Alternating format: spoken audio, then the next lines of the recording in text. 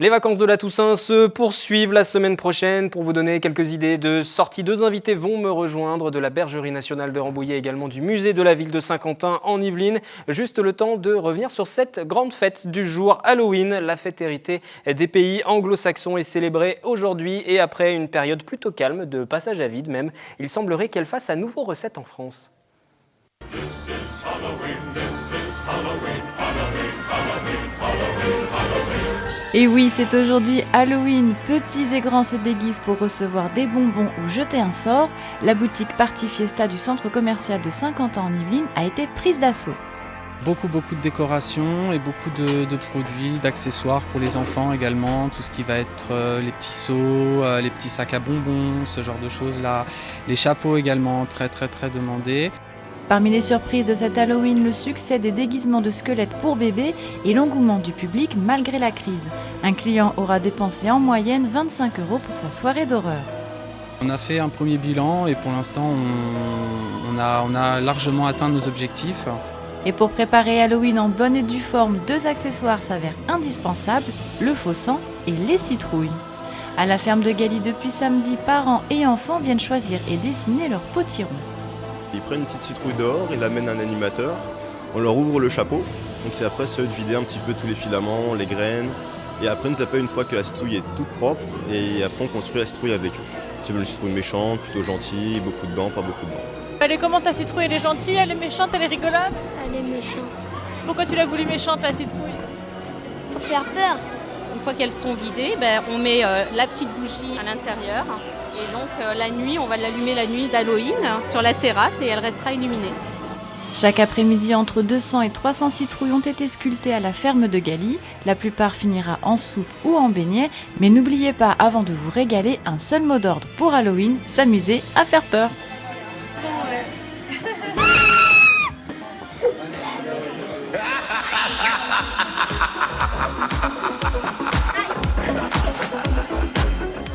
Effectivement, c'est pas très rassurant tout ça. Bonjour Jérôme Delsalle, animateur à la Bergerie nationale de Rambouillet. Bonsoir. Et bonsoir également à Lucie Sauvageau. Vous êtes responsable de l'action culturelle pour le musée de la ville à Saint-Quentin en Yvelines. Déjà un premier mot, vous allez fêter Halloween? Pas pour l'instant. Non, c'est pas prévu. Vous n'allez pas vous déguiser, vous n'allez pas suivre les enfants. On va débuter par le musée de la ville. Durant ces vacances, beaucoup d'ateliers sont proposés. Il y en avait d'ailleurs un cet après-midi. C'était autour du béton, à la découverte du matériau le plus utilisé au monde. Ça s'est plutôt bien passé, la fréquentation était bonne? Très bien passé. On avait une fréquentation du début des vacances, mais bien. Les ateliers des vacances, justement, pour le musée de la ville, c'est un moment important pour faire venir les enfants, venir ensuite leurs parents. C'est un moment très important et qui se passe chez nous, à la fois les enfants et les parents. On tient à ce lien familial et on fait des ateliers toujours avec les différentes générations. Ça peut être les grands-parents aussi, pas forcément les parents. Mais c'est important, justement. C'est important. Voilà, c'est pas une garderie. On fait pas garderie. On fait pas garderie. Non, on fait pas garderie.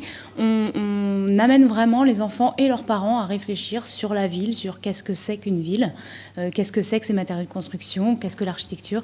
Et c'est vraiment un moment d'échange avec eux. C'est très important pour nous parce que c'est des ateliers pour le grand public, ce qu'on ne fait pas le reste de l'année. Donc c'est un moment tout à fait privilégié. On va revenir sur les ateliers qui vont suivre la semaine prochaine. Peut-être un mot concernant Rambouillet aussi pour la Bergerie nationale. Là aussi, les animations que vous organisez sont adressées à toute la famille. Les enfants restent avec leurs parents. Tout à fait. C'est important ce lien. Exactement. Les parents, les grands-parents avec leurs enfants sont encadrés ensuite par des animateurs pour les activités, les jeux, les activités manuelles. Mais les animateurs sont là pour les activités avant tout. Ce sont les parents qui sont avec les enfants et qui peuvent participer en même temps à tout ce qu'on propose sur la ferme pendant ces vacances de la Toussaint. Et la thématique cette année, cow-boy et indien. Tout à fait. On va donner le détail tout à l'heure. Alors les ateliers du musée de la ville pour continuer. Et il y en a plusieurs à suivre vendredi, par exemple, 2 novembre, en relation avec l'exposition actuelle, justement, qui est autour de la ville. C'est Rêvons la ville. Rêvons la ville. Comment ça va se passer? Alors c'est un atelier qui se déroule avec une visite, d'abord une visite comptée dans l'exposition pour leur présenter les différents projets utopiques ou au contraire des projets ambitieux mais qui ont été réalisés, soit sur Saint-Quentin-en-Yvelines, soit dans le reste du pays, voire même du monde, pour qu'ils voient qu'ils aient un petit peu des exemples de ce qui peut se faire. Puis ensuite, ils réalisent eux-mêmes une maquette de ville. Ils deviennent eux-mêmes aménageurs et urbanistes pour voir ce qu'il y a dans une ville, comment on la construit. peut-être susciter des vocations. Est-ce qu'il faut réserver, s'inscrire? Il faut réserver, absolument, c'est sur réservation. Ce sera vendredi, hein, je le rappelle, vendredi 2 novembre, 16h. 16h. Ça dure 1h30, ça coûte la somme modique de 3 € en plein temps tarif. C'est tout à fait symbolique. Voilà. On parle de ces différents ateliers, on peut évoquer aussi celui du samedi 3 novembre, Plus belle la ville. Plus belle la ville, c'est un atelier autour de la ville durable et du développement durable où on aborde des questions, des enjeux de société comme la biodiversité, la question des transports, comment des transports peuvent être respectueux de l'environnement, différentes questions que les enfants découvrent à l'occasion d'un jeu de loi. Puis ensuite, pareil, de la même manière, ils construisent là cette fois-ci une maquette à partir de modules de bois d'une ville durable. Et cette thématique de la ville, ça les passionne les plus jeunes? C'est une thématique qu'il est difficile d'aborder au départ. Il faut leur expliquer pourquoi on travaille sur cette problématique-là. Et puis très vite, ils se rendent compte de ces enjeux et ils rentrent tout à fait dans les ateliers. Et en général, ils en ressortent très contents. Je voudrais juste évoquer aussi un dernier atelier. Il y en a plusieurs qui sont organisés, mais celui du dimanche, les villes pour les petites bêtes.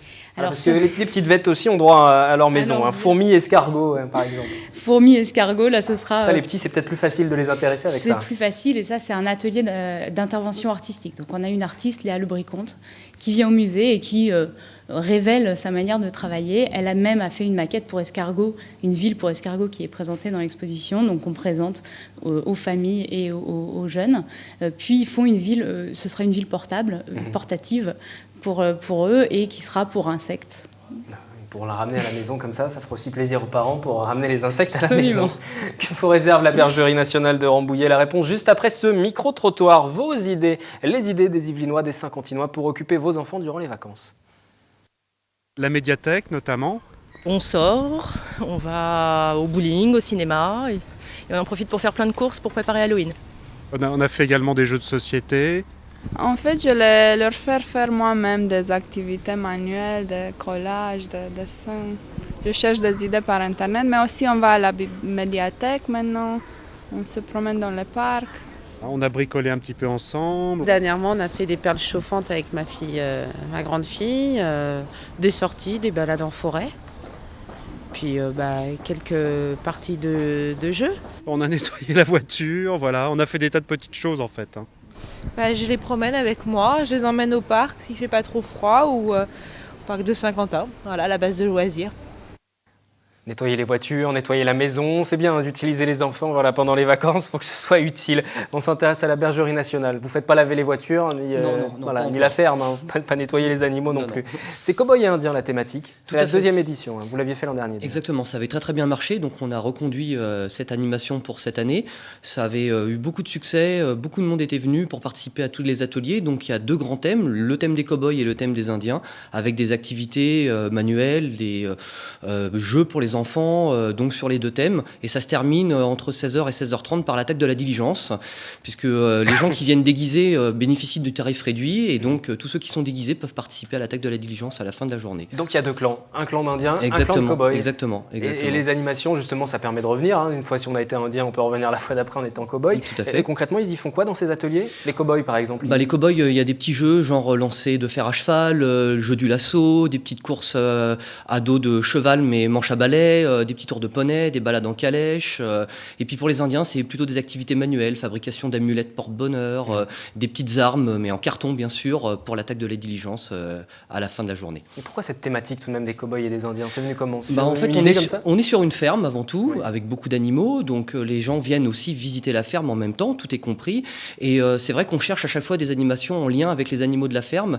Et c'est une animation qui nous est venue comme ça, à force de discuter avec les enfants qui viennent visiter la ferme. On sait qu'ils aiment les cow-boys et les Indiens.